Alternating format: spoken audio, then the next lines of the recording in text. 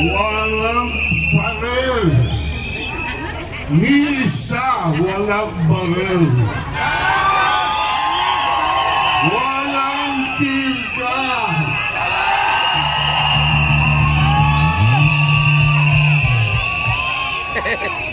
Magandang gabi sa inyong lahat, bayang naapi! Bayang sinisingil! Bayang ginigipit!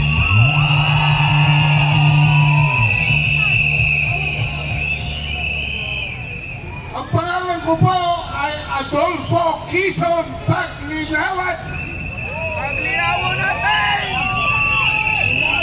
Ang tawag po sa akin hanggang nung ako'y maging high school ay Dolphy Quezon. Kaya ako'y nananawagan, Bongbong, magsumikap ka!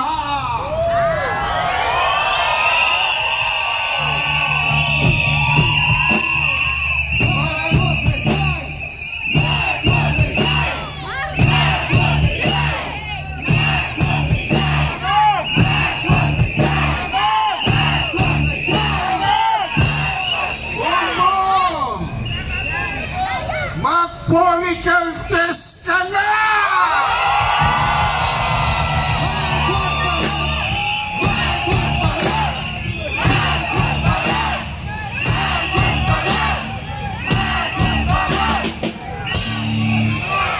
Maricel!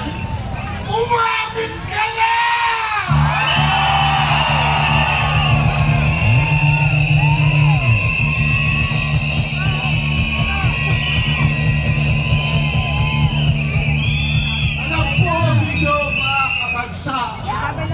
Ako ay 76 anyos na.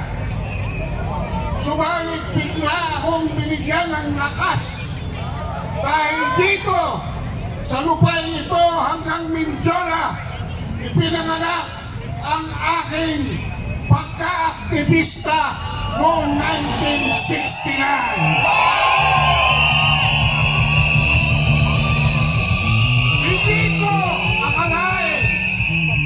Sa tanda kong ito ay dadanas pa ang Pilipinas ng mas masakit, mas marahas, mas abusado, mas tarantadong gobyerno.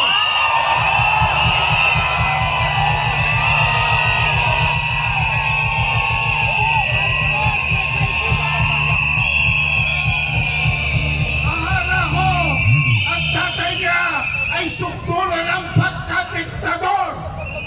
Akala ko si Noynoy Aquino ang pinakabobo ng presidente ng Pilipinas.